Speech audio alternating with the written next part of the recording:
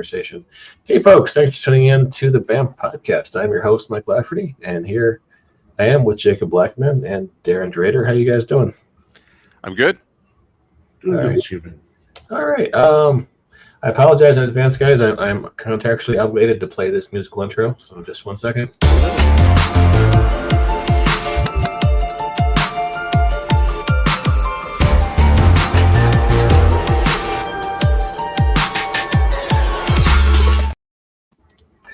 And that assures you this is a high quality, high production values podcast. Only the finest, ethically sourced conversations for your podcast listening pleasure.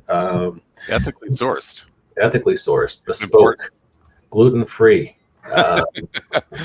Does it need to be gluten-free? I'm gluten-free. Are you gluten-free? I'm not gluten-free. Well, I'm pretty sure my meat is gluten-free. If you were to, your meat's gluten-free, but is your bread? What do you mean by my bread? That's where you'd find the gluten in your diet, typically. I was talking about myself as a food product, sir. Oh, okay. We're off subject. We're off subject. All right, so this is an ongoing occasional series about RPG guys talking about movies and stuff related from RPGs to movies. And this is one of the big ones. This is maybe the biggest one. Lord of the Rings, which arguably is responsible to some degree for D&D in its current form, and the Ranger class, because Aragorn is really the prototypical Ranger, maybe the archetypical Ranger. And a beautiful movie. Everyone loves the movies. Everyone loves the books. I don't know. We could talk about the movie, but everyone's just gonna, be heaping praise on it for 5 or 10 minutes until we say let's talk about the RPG class. So I'm willing to take it as written. Everyone just loves that movie, and we can. The only people I know who don't love the movie are psychotic. Yeah. I mean, we could say you don't like the Silmarillion. Say you don't like the Amazon Prime Tolkien TV show. You could say you don't like the Hobbit movies. Getting back to people who are psychotic, really. Yeah. Fair enough. Well, let me pose an interesting question to you before we dive into all the trouble people have had trying to come up with an RPG class that feels like a Ranger, specifically Aragorn. What kind of non-Aragorn Rangers do we have out there in books and movies? I mean, I'll give you Geralt of Rivia from The Witcher, just because he's pretty much a walking example of the favorite enemy. You're talking about like actual examples from books. What did you think I meant? Oh, I thought you meant from like games. Yeah. I thought we were jumping ahead to that conversation. So sorry. Yeah, it's okay. I should have used clearer transitions. No, I was thinking that. Because, the Ranger class, I was not supposed to be Aragorn, but if we're going to be fair, and we're talking about media in this first part of the show, there are some other characters who are ostensibly Rangers, who maybe could be, an inspiration or a template for some of these classes. I'll throw the guy from The Witcher. Jacob, what do you think? Honestly, I am pretty strange to think of characters besides Aragorn. Certainly The Witcher. He very, like you said, he very much exemplifies the favorite enemy, and in terms of the use of spells, that could certainly be where he uses his alchemical potions. Honestly, besides that, the only other character I could really think of is Red Sonja. Because while Red Sonja is known for, being the savage sea devil with a sword, if you look at all of the skills she has, she's a wilderness fighter. She tracks. She hunts. She is good with animals. She is an exemplary ranger. Okay. If we're gonna call Red Sonja a ranger, can't we call Conan a ranger? Most of those skills you mentioned. He does not typically have those wilderness survival skills. Often when he's in the wilderness, he's struggling.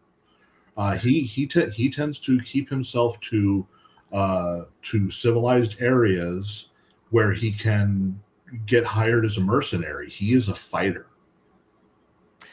Didn't he learn anything from the Sumerian tribes he grew up with, though? Yeah, that's what I was thinking. Didn't they follow reindeer around for a long time, and he picked up some skills doing that?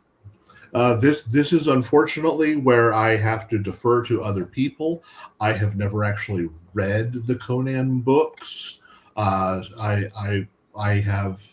Everything I know about Conan comes from the movies and the few comics that I've read, and in none of those he exemplified anything about being capable of the wilderness. Will we call Jon Snow from Game of Thrones a ranger? I wouldn't. No. He is a straight fighter. Yep. Okay, but he's got a favorite enemy, the wildlings. He No. has wilderness skills. He has an animal companion who enhances his senses. I don't think that animal companion stuck around very long, did it? Ghost? I mean, didn't all their dogs end up dead pretty early on? Well, in the finale, Ghost was still walking with him when they went into, back into the north. Was he? Yeah. He might have been the only one, though. I'm not sure. I only know from the series, and I wasn't a big fan of the series, so. I love the early. I mean, I love the early seasons. But yeah, once you get to the end, it's. I saw a comedy sketch. Someone asked someone to do a job interview with the same arc of quality as Game of Thrones. They were like, "Oh, I see you were a CEO and you were an accountant, and then your last 2 years it just says kicking dogs. What happened there?" But all right. So if we're gonna talk Rangers, so we had Red Sonja, we had Conan. We didn't say Conan. Conan's an if. I see Jacob's point as somebody who's read quite a bit of Conan, both the original Howard stories, the El Sprague de Camp stories, the comic books, the novelizations that were not attached to any of the original material. I would argue that Conan has some skill, but not a lot of skill, and most of what he just does is go around kicking butt. All right. So Robin Hood. I hate to pick out something from folklore. I might as well say Paul Bunyan. But I mean, folklore is perfectly acceptable. It's folklore where Tolkien developed most of his stuff. True. Robin Hood could easily be a ranger. Yes. Well, he mapped really closely with Aragon in a few different ways. I mean, with he's a noble who has been, who lives in the woods instead of a castle. Mm-hmm. I don't know. I would argue that Robin Hood is multi-class, and he didn't make it easy because he multi-classed in fighter because he went off to war and came back. Yeah. He has rogue levels, and he's also got ranger levels. So he isn't entirely sure what he is exactly, but he has a lot of different skills. Okay, that's fair. All right, you know what? Darren and I recently made a Kickstarter called. Sorry, I got one. Got one. All right, I've got one. Driz Stewart. Well, yeah. Well, okay, that's cheating. How's that cheating? Because Driz Stewart is a D&D based character, and he is supposed to be when presented, he was supposed to be based on a class, and that class was Ranger. Mm-hmm. So it's if you're drawing from D&D specific lore, yes, Drist is a Ranger. Mm-hmm. All right, guys, I got an idea. Do a lightning round. Get a thumbs up, thumbs down from both of you on these characters I'm going to say, if they're Ranger or not Ranger. All right. John Rambo. Thumbs up. Yeah, okay. Yeah, John Rambo would be a Ranger. He's the special forces he belongs to is all about long-term wilderness survival. Yes. Specifically, if you look at First Blood, the very first movie, and I know that was tied to a book even. He definitely exhibited a lot of skills that were Ranger-like, and he did somewhat as the movies went on, but to a lesser extent. All right. Beastmaster from 1982. Oh, yeah. Absolutely. All right. Jacob, thumbs up, thumbs down. Sure. Okay. Yes. He had animal companions. If he wasn't If he wasn't a ranger, he was a druid, but he fought too much with sword to be a druid. Mm-hmm. Fair enough. I think this one's kind of a gimme, but Hawkeye from The Last of the Mohicans. I mean, that's... Well, having never seen Last of the Mohicans, I can answer Hawkeye Pierce. Hawkeye Pierce was a multi-class rogue bard. Jacob, you have opinions?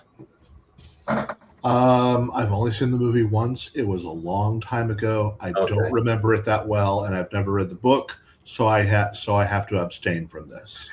The only thing I really remember from that movie is the running gun battle at the end. Okay. Owen Grady from Jurassic World. He's a huntsman. That you don't have to be a ranger to be a huntsman. You just have to have the survival skill to be good at tracking and know animals. All right. Darren, what do you say about that? Have not seen the movie. Oh, okay. Is Legolas a ranger or a fighter with high dexterity? Legolas is a fighter. Okay. I'd agree with that. That is fair. Let's see. The last one I had, Jacob already answered that one. So I was going to say the huntsman from Snow White and the Huntsman, but you just addressed the whole huntsman thing. Yeah. So. Also, I want to put out a caveat on Aragorn. Aragorn is not just a ranger. He is a multi-class ranger paladin. He was a ranger during the time we knew him as Strider. The instant they leave Rivendell and he has the sword in his hand, and he has accepted his role and this is mostly the books. You know, they changed it in the movies. He's a paladin from then on. Okay, I would agree with you, except for one thing, and this is a D&D specific thing. Both paladin and ranger, both classes have spells. Aragorn does not have spells. No. Ooh, yes, he does. He enchants his blade by calling on the name Elendil to give it accuracy and power. That is smiting. It could just be a magic sword. The magic in Lord of the Rings for everyone except the wizards themselves is subtle, but it is supposed to exist. Even the wizards. All right. I got another one for lightning round. Thumbs up, thumbs down. Mad Max. No. Ranger or fighter? No? He's a car mage. He's A car mage? He's a car wizard. I would just say he's a fighter. Yeah. Well, he has a favorite terrain, the wasteland. He has favorite enemy, No. That's just where everyone's living. Mm-hmm. All right, that's fair. That doesn't count. Okay. Link. Well, you guys probably don't know play that video game, do you? So. From Legend of Zelda. Yeah. No. Link is a paladin. He is a chosen hero with a lineage. He is a paladin. You have an opinion, Darren? I would say no. The reason I would say that it's no is because he is pixelated. He is a video game character, and video game characters inherently cannot have a character class unless it's a D&D game specifically. Okay, that was a big load of bullshit. Tortured logic, but okay. I don't know. I've never played it. All right, no worries. If you want to be contrarian, God, I hate to bring up Batman. I really do. But Batman has a favorite territory, Gotham City. He has a favorite enemy, criminals. And he's a master tracker. Okay, so Batman is a paladin who has magic using technology. His technology is his magic. I would say that Batman is a multi-class artificer alchemist. That's where you get his tech stuff. Mm-hmm. With a rogue investigator. The problem with Batman. This is a that? completely side conversation. There's so many different ways you can do Batman. I saw somebody's like, "Ooh, stat out Batman," and they went through and like everything about him. They put like every attribute at 18, and they had a rationalization for it. Mm-hmm. Oh, he's the best investigator ever, and oh, he's the toughest fighter ever, and oh, he's the fastest fighter ever. And you know what? The way he's written in the comic books, the guy wasn't actually wrong, but he was not a balanced character. And so I think that Batman kind of falls into the superhero trap a little bit. Sure, he's human. Sure, he's got technology. He doesn't have superpowers. He can't fly. But he is kind of the best at so many things that it's hard to pin him down to any one thing that this is what he is. Mm-hmm. That's fair. If we were going to talk about comic books. Oh, boy. Here we go. Well, no, I'll restrict it to one. There's like 5 I could bring up. But thumbs up, thumbs down, Wolverine as a Ranger. I don't know. Think about that. See? I would say no. He checks a lot of the boxes, though. You got to give me that. I think he cheats by using his enhanced senses. So he is a barbarian because of his berserker rages. Mm-hmm. And barbarians have access to the survival skill, and he has ridiculous amounts of he has bought every perception enhancing ability. and he just relies on, and he's like, can I use perception instead of survival to track this thing? He has somehow picked up scent and low light vision and dark vision, and no, he's a barbarian. All right, fair enough. But perhaps this conversation has illustrated that the Ranger archetype is a little muddy. Yes, there's a lot of characters who you can say maybe. There's just a handful you could say yeah for sure. Mm-hmm. So, and that handful, they happen to be from D&D. A lot of them do, yeah. I thought we could do a similar discussion of the wizard class. People don't complain about it as much, but I mean, the wizard you play in D&D is nothing like Gandalf. Gandalf isn't a wizard. Well, he refers to himself as a wizard. It's nice. Every spell Gandalf casts, he's a druid. See, this is why we could have a whole podcast. Well, were there actual druids in Tolkien? Yes, there were Bjorn. Okay. The bear shifter. Yeah, yeah. That's right. Yeah. I vaguely remember him because he wasn't in the movie. I almost want to run a Tolkien campaign, maybe using the one ring rule sets, just so I could have a treant encounter. And have my players have to talk to a treant with a name like Spruce Willis with a straight face. But you could do that without it being in Middle Earth because they have treants in the rules. Well, that's true. That's true. Is the Ranger class in One Ring? Have you guys played that game? I have not played that game. I have not played that game, but I have read the One Ring material that they have been publishing for 5th edition, and I think it is excellent. Really? Yes. Even the Ranger class? Their classes are scaled for an entirely different power level than standard 5th edition. It is supposed to be a world where the magic is waning and practically gone. So all of their classes are geared towards that. Whereas D&D classes are geared towards having magic in your world, being a high magic world. Okay, that's fair. Well, let's talk about the troubled history of the Ranger class in RPGs. Starting back in, 1975? Is that right? Back then? We first saw the Ranger in Unearthed Arcana, which, if I remember right, was like early 80s. Really? Okay, let me check. I think I could be wrong. Don't quote me. Maybe quote me on it. Strategic Review, Volume 1, Number 2, in the summer of 1975. Okay, but Dragon Magazine doesn't count. It's got to be published in a book. It was Strategic Review. It's not Dragon Magazine. Strategic Review was leading up to Dragon Magazine. That is where the original D&D Ranger first appeared. It was a subclass of the Fighting Man, which is the predecessor of the Fighter. Mm-hmm. And hence my argument. Okay, that's fair. I don't think your argument's wrong.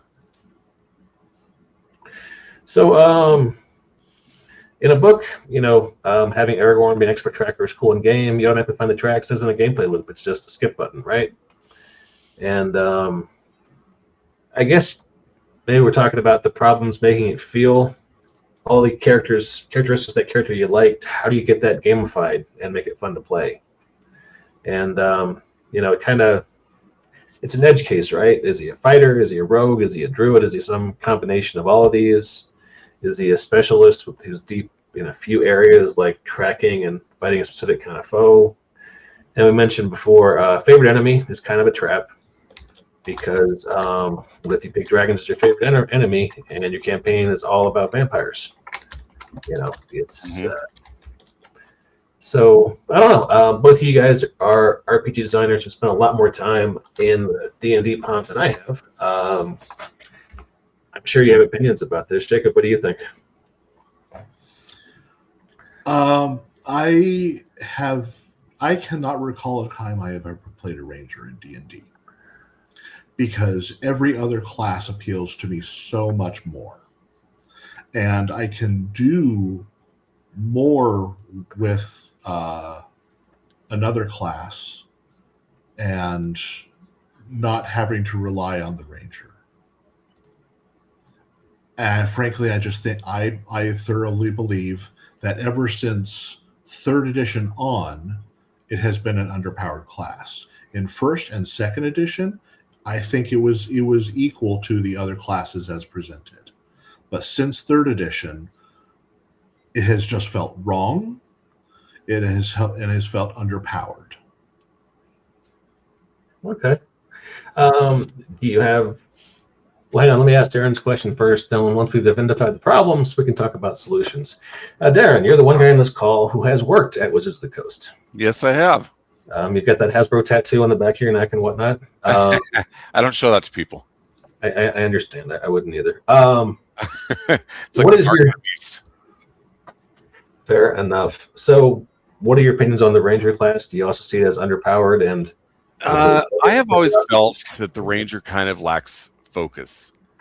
And that's why it's underpowered. Are they a spellcaster? Are they a fighter? What is their role in the party? Can you lead a party with the Ranger, or do you need to have a fighter with you? And looking at Lord of the Rings, I think the answer was, the Ranger has to have a fighter with him. But I'd also argue that Aragorn was just as much a fighter as anything else. So I think that they kind of muddy it because it doesn't have a clear focus to begin with, other than, oh, hey, it's a guy who goes out into the wilderness and can fight. And then to kind of make up for that a little bit, they include spells, so he's a little bit of a spellcaster, even though that doesn't really fit the lore that they're pulling from when they came up with the Ranger in the first place. So yeah, I think it's kind of a mishmash of ideas that don't necessarily go together well, and solving that isn't the easiest thing in the world. You're muted. Sorry. Yeah. Jacob, you recently took a stab at trying to fix the Ranger class, right? I did. I have tried to take what I like from the Ranger and apply it as a subclass for the fighter, which I named the Strider, of course, in honor of Aragorn. Now, there is going to be a little bit of mishmash in here, but I think it's better overall than what has been presented with the class as its own. How do you fix it? I basically used the idea of the Eldritch Knight. So, they still get spells. I'm sorry, Darren. I know that you're like, why are they getting spells? Because sometimes people want ranger spells. I could potentially make another version that doesn't rely on spells, that's a little more focused on the wilderness stuff. That would be easy enough to work on. But the Strider that I created has spells. Like I said, that's based on the Eldritch Knight, so it's not nearly as many spells as the Ranger gets. It's a pretty limited selection. They have, if you want me to talk you through it, like I said, this is a subclass of fighter. Mm-hmm. So you have all your regular fighter stuff.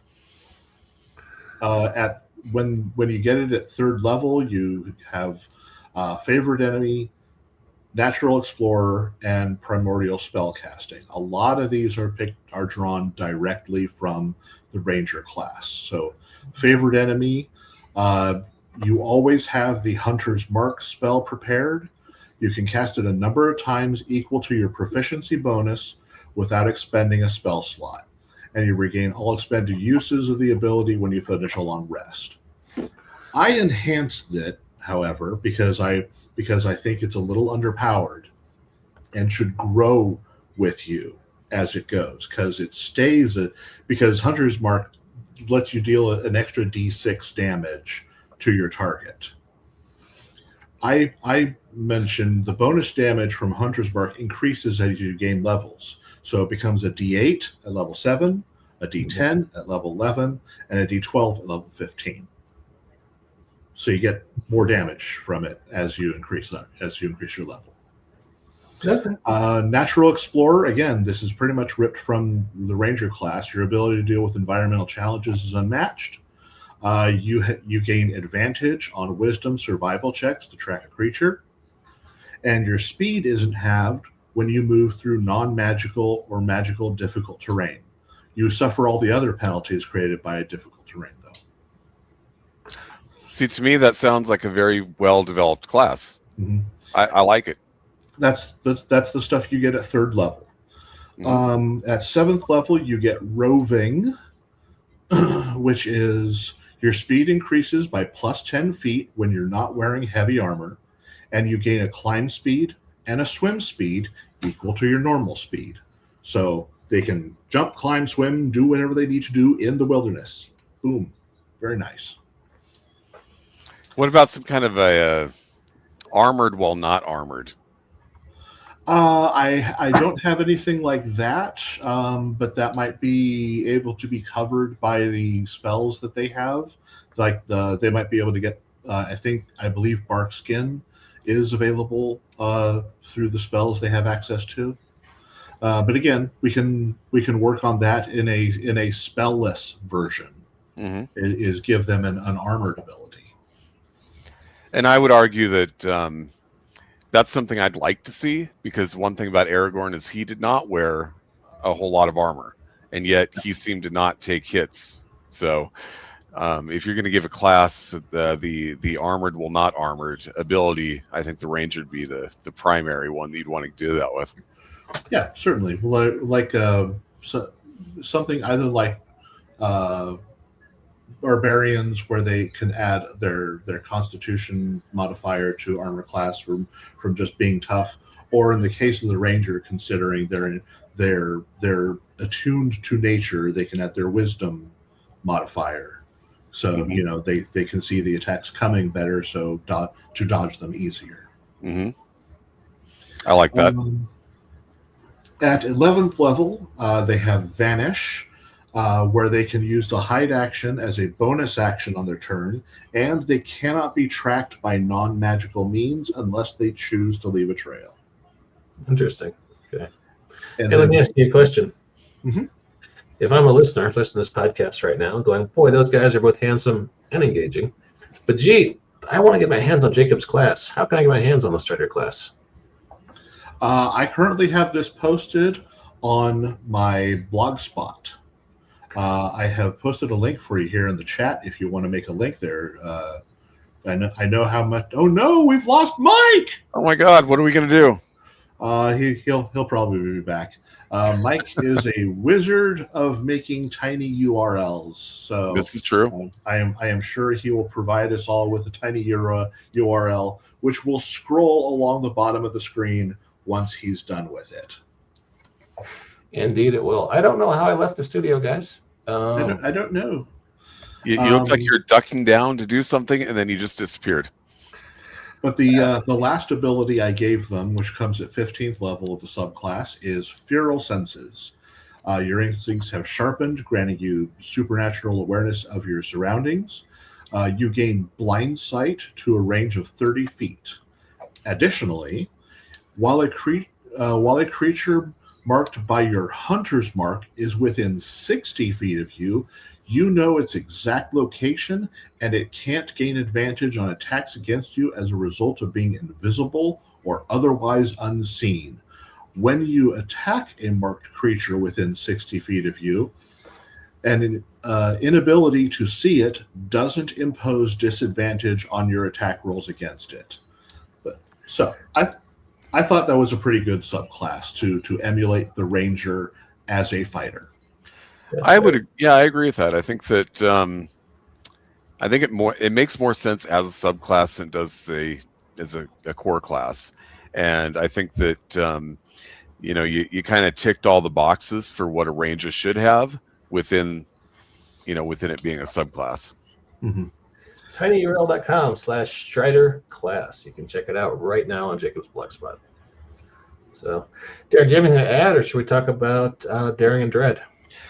I don't have a whole lot to add. I'd love to talk about Daring and Dread. Okay. Do you have any new material that you put out recently? I've got so the last thing that we put out was the Truon Reach supplement. Kitty, don't do that, please. The last thing that we put out was the Truon Reach supplement, which basically goes into the 7 kingdoms that exist within that area, and it was written by Rob Manning, and he did an excellent job. The next supplement I have is also by Rob Manning. Darren, let's pump the brakes just a second. Let's say I'm a new viewer, a new listener. I'm listening up saying, wow, these guys are charming and intelligent and engaging. But what is Daring and Dread? What are they talking about? Can you give us the elevator pitch real fast? Okay, the elevator pitch for Daring and Dread is a campaign setting that is a kind of a throwback to the golden age of role-playing games, the golden age being about the mid 80s to early 90s, or maybe even mid 90s. And then on top of that, Daring and Dread is also the all-encompassing brand that will soon include a standalone RPG. And there's also some adventures attached to it as well, which we're going to be doing more of in the future. We've had Ed Greenwood design some stuff for Daring and Dread. We've had a number of other people. In fact, I actually like bringing in people from outside to work on stuff who are in the industry, as opposed to doing it all myself, because it just makes the whole setting feel more rounded and more complete to me. Yeah, that's fair. For any newbies in the audience tonight, can you tell them who Ed Greenwood is? Ed Greenwood created the Forgotten Realms. Yeah, there you go. And I know that, Jacob knows that, and you worked on that project at Wizards. But, there's always a chance there's somebody listening to the show who, just started playing D&D during COVID and thinks it's all about, running coffee shops with your orcish buddy and, Okay, so let's back up a couple steps then. Yeah. If you watched the D&D movie, the most recent one, not the old ones that were terrible, that was set in the Forgotten Realms. Mm-hmm.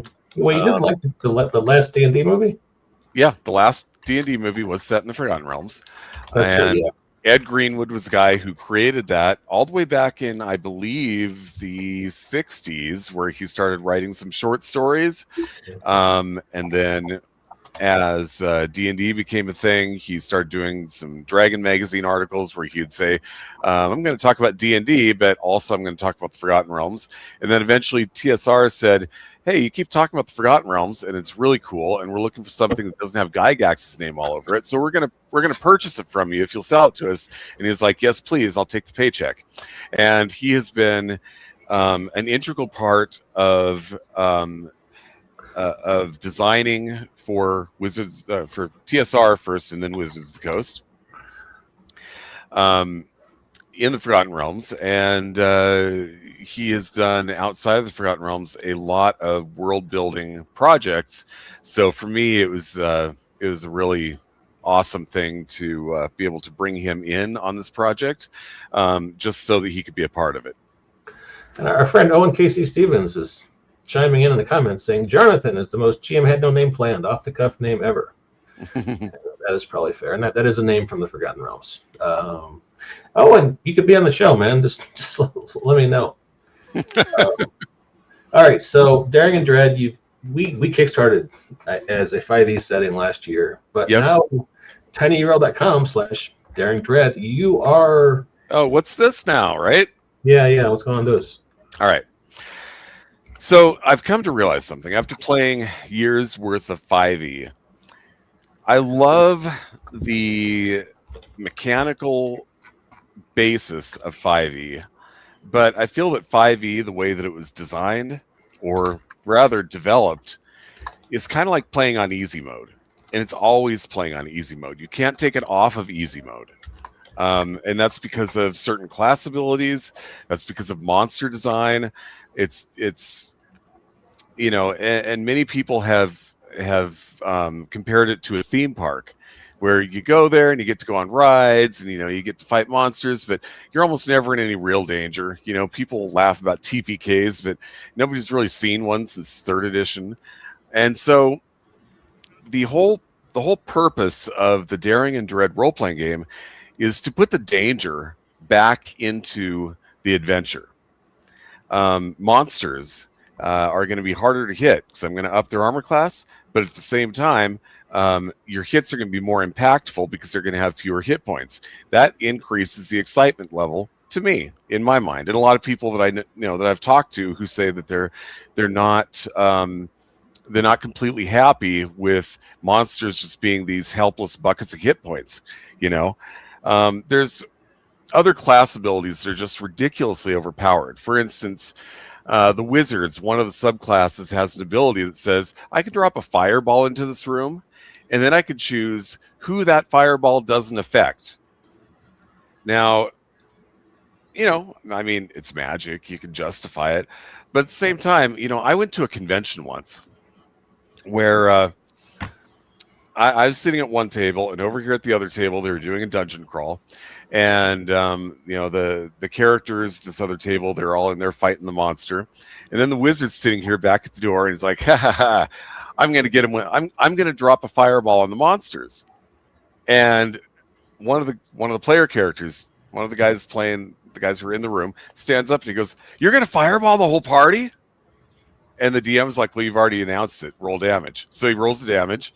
And a couple minutes later, they all kind of stand up grumbling and walk away, because the player was responsible for a TPK.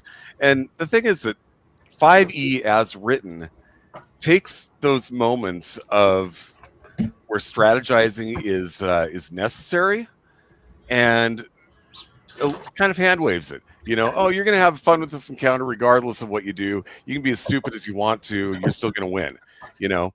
And I think that for some people that's fun, but for a lot of people, they want more challenge, more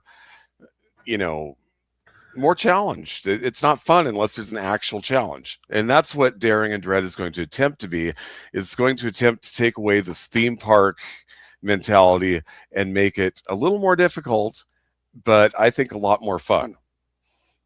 Fair enough. And our friend Owen Stevens says, I didn't ask how big the room is. I said, I cast fireball. That's right. That's pretty much what happened. Put that on a t-shirt. All right. So Daring and Dread, going to be a Kickstarter. When is it launching? Its launch date is highly dependent on how fast I can get Apocalypse out. Okay. Apocalypse is at about 45% right now, and the other 55% probably won't take long, but there's a lot of polishing and stuff that goes into it. So right now I'm saying like June, but it might end up being before June. All right. Well, hopefully we still have a functioning society and the internet in June, so I look forward to it. Mm-hmm. Jacob, we're coming to that part of the show where we can pimp things. Did you want to do any of that? Certainly. Speaking of fireballs on a t-shirt, I do have a fireball t-shirt if anyone is interested. Again, link in the comments that Mike can post as a tiny URL across the screen. I didn't know you had this shirt. I know most of your stuff, but you didn't tell me about this. Hang on. This is a shirt I was recently allowed to do thanks to the people who commissioned me to draw this piece of art. This piece of art has been making its rounds around the internet since I did it for Adventure Week. And it has been used for a meme that says, an arrow might have your name on it, but a fireball is addressed to whom it may concern. And the art is a gnome throwing a fireball enhanced by a power gem, and I have drawn the fireball like a nuclear explosion, mushroom cloud and everything. And you can get that at tinyurl.com/fireball shirt. And our friend Owen says June, or maybe before June. It could be after June. It could be measured as the amount of days before or after June. Bottom line, this Kickstarter will launch as soon as I am done with Apocalypse. Fair enough. I would mention my current project, but it's not particularly related to D&D stuff directly, other than it has dwarves, so we don't have to delve into that. But I think we have authoritatively, comprehensively, categorically solved the Ranger class problem tonight in the last 42 minutes. So I think so. Hey, I dropped one more link into the private chat. Yeah. Is the tiny URL that goes to my drive-through store. Okay. There you will find Last Fleet to Vega, which was the previous Kickstarter that we did, with some of Jacob's artwork on the cover and in the book. You're also going to find Daring and Dread there, and Reign of Discordia. And Owen says, to be fair, when the last thing is actually done, is the smart, honest, best practice answer. Isn't it? That's the voice of game design experience right there. So, yep. tinyurl.com/DD Raider Designs. You can go to, also, if you just go direct to RPG and just search for Darren Drader Designs, it comes right up. And Darren has sales monthly, so check it out. You can pick up something cool. And Last Fleet to Vega, anyone out there who likes 70s sci-fi, Battlestar Galactica, that kind of stuff, it is a loving homage to all that kind of stuff. Yeah. that whole milieu of a desperate ragtag fleet being chased by killer robots, Yeah. That huge section of science fiction that it is. Yeah. Hey, different subject altogether, forgive me. You guys seen the new Game of Thrones show? A little bit. Nope. Oh, okay. The original show turned me off to such an extent that I wasn't that interested in the new one. Although I did watch the first few episodes, and I found them to be at least in better taste than most of Game of Thrones. Yeah. The Hedge Knight stories they're based on were very lighthearted, self-contained, just adventure stories of a knight and a squire, and I really enjoyed them. So I was hoping the show would have that kind of look. It's the Odyssey with lasers. Oh, and why didn't you just come on the show tonight? I know, really. Sometimes I can attest to what Owen is doing, because I have done this on previous episodes of the BAMF, where I did not feel like coming on, but I did feel like I had enough energy to watch and comment. So I know where Owen is coming from. I've been there. Fair enough. All right. Well, on that happy note, guys. So my beard's not clean. Well, My beard's definitely not clean. That's why you got to keep your beard trimmed. I've got cookie crumbs in my beard. Well, I think Owen's going for the whole wizard beard thing that a game designer of his profile should probably be aspiring to. So Yeah, I know. And you and me have the evil goatee thing going on. good. Mike is somewhere in the alternate dimension trying to figure out how to crack it over here. So. All right, folks. Well, hey, thanks for tuning into the BAMF podcast. I am your host, Mike Lafferty. We are going to be doing a show tomorrow night about the same, actually a couple hours earlier, 6 p.m. Mountain. We're going to be talking about He-Man and the Masters of the Universe as a franchise, as the most recent trailer, as a beloved cult film starring Dolph Lundgren. And I'll be talking with Mr. Jacob Blackman and my friend Dave from Indiana, who thinks it's really cool. So, Darren, I believe you have games on Sunday night, so... But if you don't, I do not have a game tomorrow. I have a game on Sunday morning every other week, or whenever Eric Mona happens to be available to run it, which is not tomorrow. So I could potentially be available for it if you want me. Do you have an interest in He-Man and the Masters of the Universe? I have interesting observations about He-Man, I think. I did used to watch the cartoon back in the day. We did have He-Man figures floating around the house when I was a kid. I'm interested in that upcoming side-scrolling video game that's got the He-Man name on it. I'm interested. All right, well, so I'll shoot you an invite. Sounds like you're as qualified as I am for this conversation. So, yeah. All right, folks, on that happy note, Jacob, give me the last word. I can say something I haven't been able to say in quite a while because Mike only recently started it back up again. Exactly. If you enjoyed this content, please send some money to the BAMF Podcast Patreon. Indeed, and that link is scrolling at the bottom. I really need to get a shorter, tiny URL for that, but yeah, check it out. I am posting content there now, or if you just want to buy me a cup of coffee, because I need a lot of caffeine, co-fi.com/BAMFpod. You could be the first person to ever do that. You could break its cherry. It'd be a great feeling for all of us. I've had a Ko-fi for like 3 years, and no one's ever sent me money. Yeah, it's a nut to crack.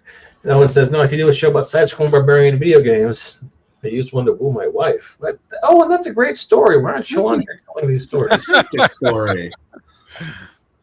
Owen has the best stories. He just won't share it with us. I guess you could, in the next 2 minutes before we sign off, you could type it into the comment section. But we don't talk about it.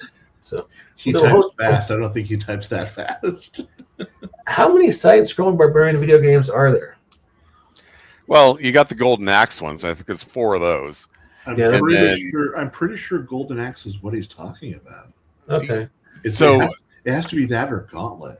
So I saw a preview for a game that's called He-Man and the Masters of the Universe: Dragon Pearl of Destruction, which looks very much like He-Man doing Golden Axe, or like Golden Axe reskinned as He-Man, and even the graphics are kind of pixelated in this game.